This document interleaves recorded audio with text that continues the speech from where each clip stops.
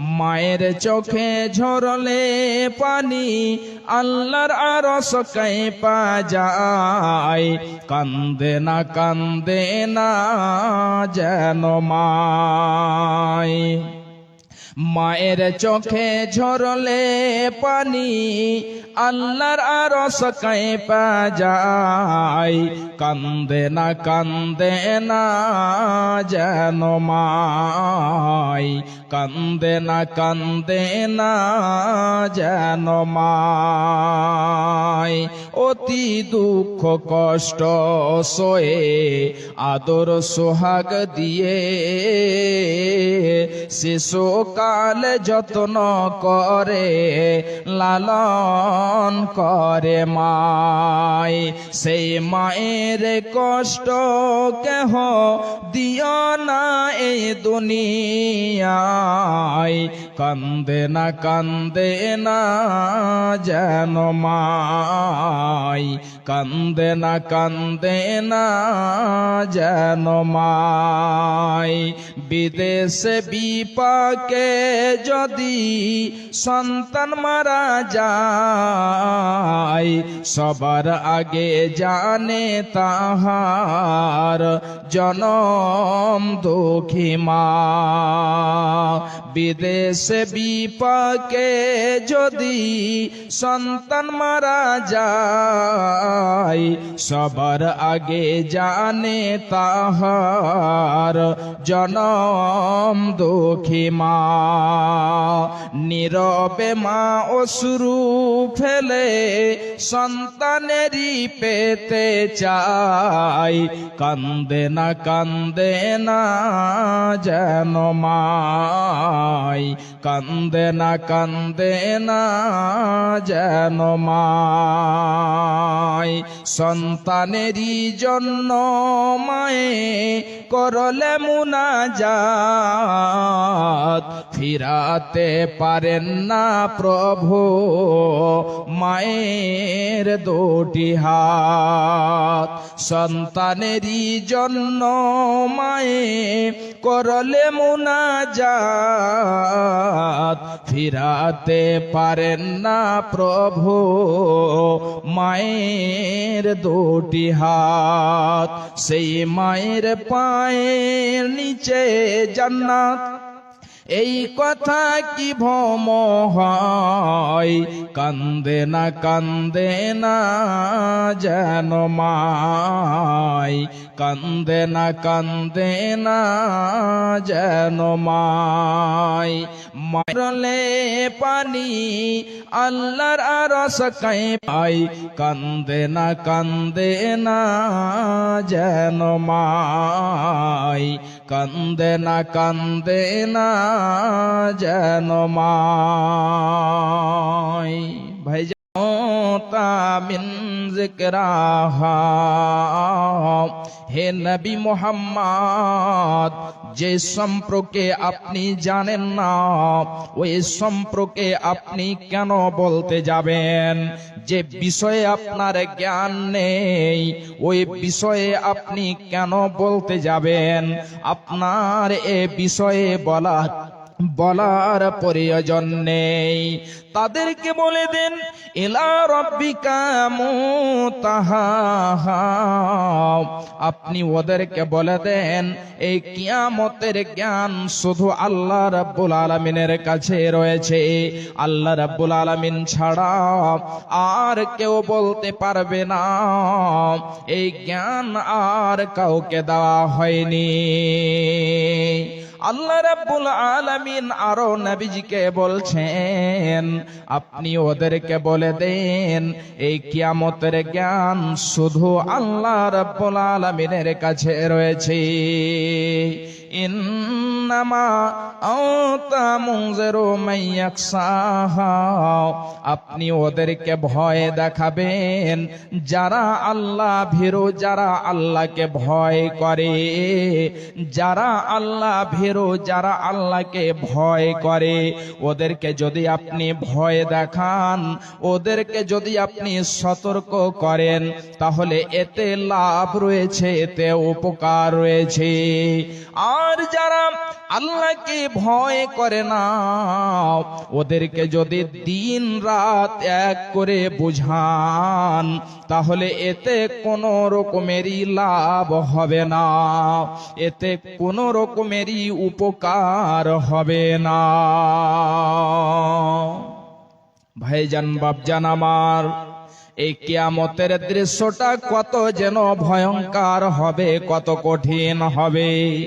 আল্লাহ রাব্বুল আলামিন বলছেন, কাআন্নাহুম ইয়াউমা ইয়ারাউনাহা লাম ইয়ালবাসু ইল্লা আসিয়াতান আও যুহাহা।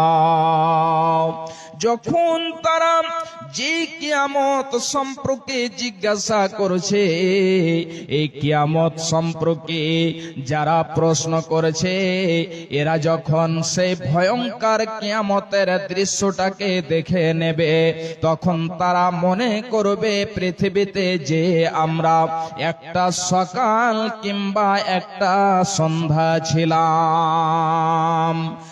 ভাইজান আমার, আমার মা, আমার বোনেরা খুব ভালো করে বুঝে দেখেন, একটা মানুষ পৃথিবীতে আসে 40 বছর, 50 বছর, 100, 200 বছর জীবন যাপন করে।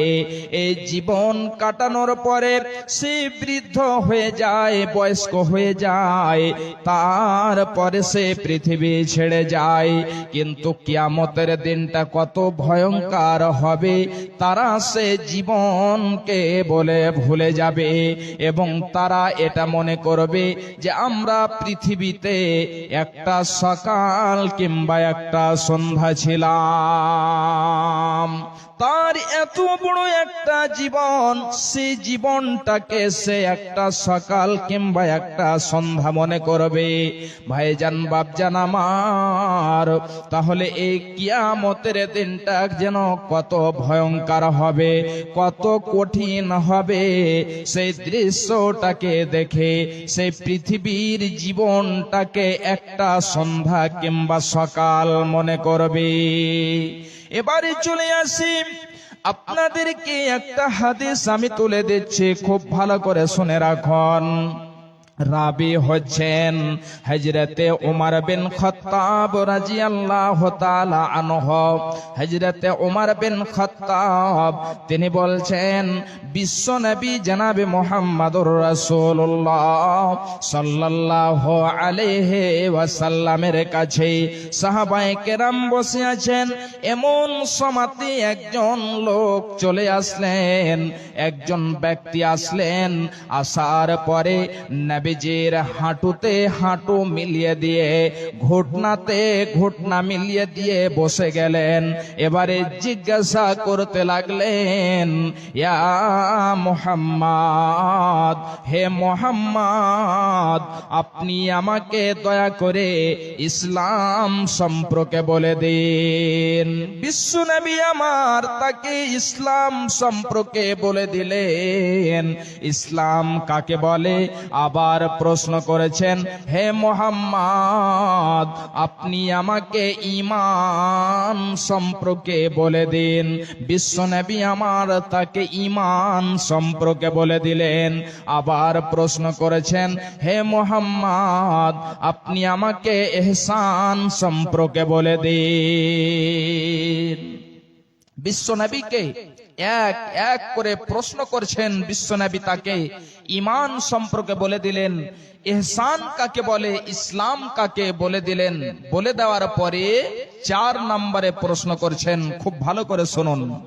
আবার যেন প্রশ্ন করেছেন, ফাখবিরনি আনিস সাআ, হে মুহাম্মদ, আপনি আমাকে কিয়ামত সম্পর্কে বলে দেন যে কিয়ামত কখন আসবে। বিশ্বনবী বলছেন, মাল মাসউল আনহা বিআলামা মিনাস সাইলি, যাকে প্রশ্ন করা হয়েছে ওই ব্যক্তি প্রশ্নকারী থেকে বেশি জানে না। যে মতো তোমার কাছে কিয়ামতের জ্ঞান নেই, ঠিক ওই মতো মতো আমার কাছেও কিয়ামতের জ্ঞান নেই, অর্থাৎ তোমার থেকে আমি বেশি জানি না। 5 নম্বরে প্রশ্ন করেছেন ফাখবিরনি আন আমারাতিহা, হে মুহাম্মদ আপনি আমাকে দয়া করে কিয়ামতের আলামত সম্পর্কে বলে দেন। বিশ্বনবী বলছেন, হে ব্যক্তি শুনে নাও, যখন তুমি দেখতে পাবে আনতালিদাল আমাত রাব্বাতাহা ওয়া আনতারাল হুফাতাল উরাতাল আলাতা রিয়া আসাইয়াতাতাওয়ালুনা ফিল বুনিয়ান। বিশ্বনবী আমার 2খানা নিদর্শন বলে দিলেন। 1 নম্বর নিদর্শন বললেন আনতালিদাল আমাত রাব্বাতাহা, যখন তোমরা দেখতে পাবে দাসীরা নিজ মালিককে জন্ম দিচ্ছে। এটা আবার কেমন কথা? নিজে দাসী হবে আর সে দাসী হয়ে নিজ মালিককে জন্ম দেবে, এটা কেমন করে হতে পারে? সে দাসী কি করে নিজের মালিককে জন্ম দিতে পারে? ভাইজান বাপজান আমার, এই সম্পর্কে আল্লামা ওয়াকিফ তিনি একখানা ব্যাখ্যা করেছেন। তার মধ্যে 1 নম্বর ব্যাখ্যায় বলছেন, যখন মানুষেরা নিজের মায়ের অসম্মানী করবে, মাকে মারবে, মাকে গালি দেবে, মায়ের সেবা করবে না, মায়ের যত্ন করবে না, তখন ভেবে নেবে কিয়ামত অতি তাড়াতাড়ি চলে আসবে। তাহলে ভাইজান বাপজান আমার, যদি এই নিদর্শনটা দেখতে চান, তাহলে আপনি গ্রামে পাড়া প্রতিবেশীতে দহরহ আপনি দেখতে পাবেন। এটা আমাদের মধ্যে ভুরি ভুরি হয়ে থাকে। অনেকজনই মাকে কষ্ট দেয়, অনেকজনই মাকে জ্বালা যন্ত্রণা করে, মাকে খেতে দেয় না। যে মা তাকে 10 মাস 10 দিন ধরে পেটে ধারণ করেছে, যে মা তাকে গর্ভে রেখেছে, ওই মা যেন কত যন্ত্রণা সহ্য করে, প্রসব বেদনা সহ্য করে, জ্বালা যন্ত্রণা সহ্য করে ওই মা তাকে প্রসব দিয়েছে, জন্ম দিয়েছে। আর সে মাকে সে যেন অনেক রকম করে কষ্ট দিয়ে থাকে। ভাইজান বাপজান আমার, এই মাকে কষ্ট দেওয়া হবে না, এই মাকে কষ্ট দেওয়া যাবে না। যদি আপনি মাকে নারাজ রেখে দেন, তাহলে এতে আল্লাহ রাব্বুল আলামিন নারাজ হয়ে যায়। যেটা বলছিলাম যে মায়ের এবং পিতার অসম্মানী করা যাবে না, নাফরমানি করা যাবে না। যদি করে তাহলে ভেবে নেবেন কিয়ামত আর বেশি দূরে নেই। শুধু তাই নয়, খুব ভালো করে শুনে রাখুন, আল্লামা ওয়াকি বলছেন, যখন দেখতে পাবে একজন মালিক রয়েছে এবং সে দাসী ক্রয় করে নিয়ে এসে, কিনে নিয়ে এসে তার সাথে মিলামিশা করে যখন বাচ্চা জন্ম হয়েছে, ওই বাচ্চাটিকে এবারে এক জায়গাতে বিক্রি করেছে এবং তার মাকে অন্য জায়গাতে বিক্রি করেছে। এমন সময়তে ওই ছোট্ট বাচ্চা আস্তে আস্তে আস্তে আস্তে বড় হয়ে যখন ধনট্টশীল হয়েছে, টাকাওয়ালা হয়েছে, পয়সাওয়ালা হয়েছে, তার মাকে আবার যেন সে কিনে নিয়ে এসেছে। কিনে নিয়ে আসার পরে ওয়াজানাতি তার মায়ের সাথে ওই মতোই ব্যবহার করেছে, যে মতো একজন দাসের সাথে ব্যবহার করা হয়। ওয়াজানাতে দাসের মতো তার মায়ের সাথে ব্যবহার করবে। তাহলে ভাইজান বাপজান আমার, দেখেন, যে মা তাকে জন্ম দিয়েছে, ওই সন্তান তাকে দাসী হিসাবে কিনে নিয়ে এসে সেই যেন ছেলে মালিক হয়ে এবং ওই মহিলাটি দাসী হয়ে তার সাথে বসবাস করেছে। এই জন্য বিশ্বনবী আমার বলছেন আনতালে দাল আমাত রাব্বাতাহা, যখন দেখতে পাবে দাসীরা নিজ মালিককে জন্ম দিচ্ছে।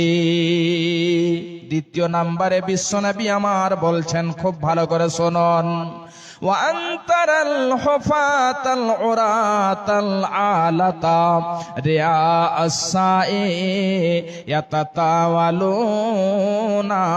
في البنيان।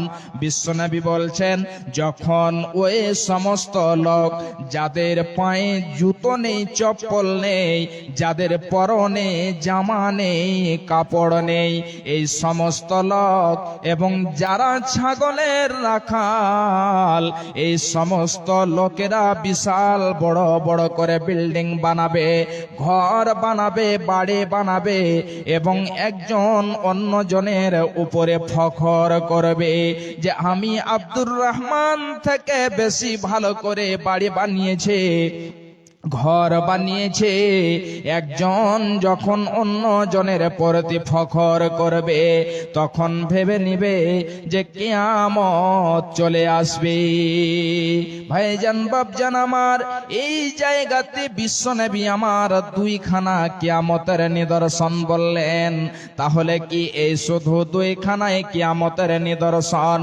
না, শুধু এই দেখো দুইখানাই নয়, অনেকগুলো কিয়ামতের নিদর্শন বয়ান করা হয়েছে।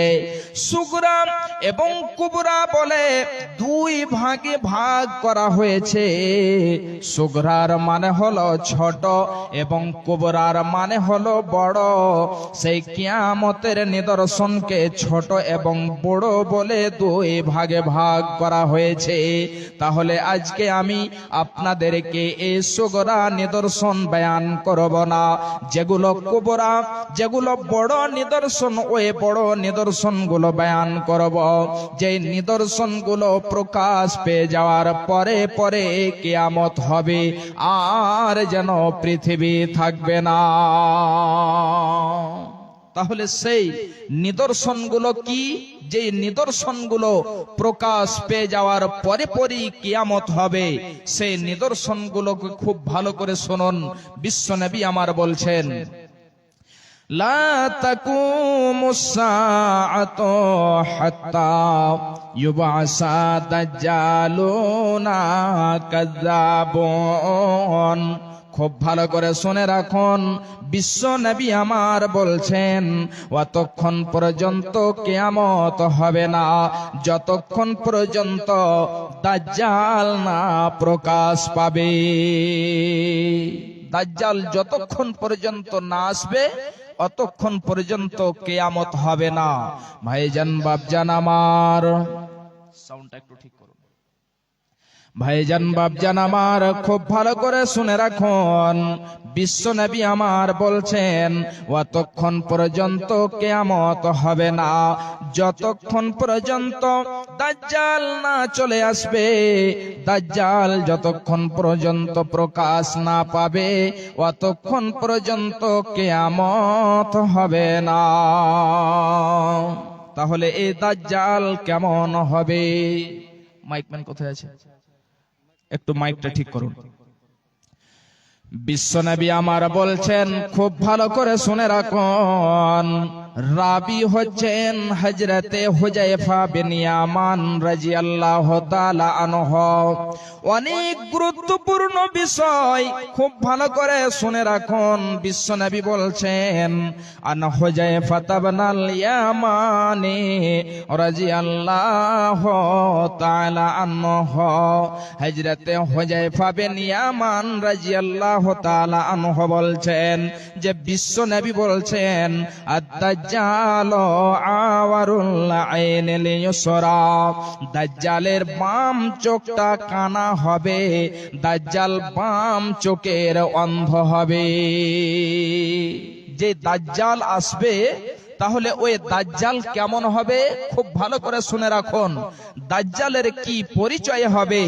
এক নাম্বার, বিশ্বনবী বলছেন যে তার বাম চোখটা কানা হবে, অন্ধ হবে। শুধু তাই নয়, হে আমার ভাইরা, বাপজান আমার, মায়েরা আমার, খুব ভালো করে শুনুন। বিশ্বনবী বললেন আদ-দাজ্জালু আওয়ারুল আইনিল ইউসরা, দাজ্জালের বাম চোখ কানা হবে। এই দাজ্জাল শুধু বাম চোখের কানা নয়, বিশ্বনবী আরো কয়েকটি আলামত বলে দিচ্ছেন। জফালুস সারে, তার চুলগুলো হবে ঘন টেढ़ा টেढ़ा। মাহু জান্নাতুন ওয়া নারুন, এবং দাজ্জালের সাথে জান্নাত হবে, জাহান্নাম হবে। এ আমার ভাইরা, এই দাজ্জাল যেন কত ভয়ঙ্কর হবে। দাজ্জালের সাথে জান্নাত হবে, দাজ্জালের সাথে জাহান্নাম হবে। কিন্তু বিশ্বনবী আমার বলছেন মানুষেরা দেখতে পাবে এটা হলো জান্নাত, কিন্তু আসলে এটা জান্নাত নয়, এটা হলো জাহান্নাম। মানুষেরা দেখতে পাবে এটা হলো জাহান্নাম, কিন্তু এটা জাহান্নাম নয়।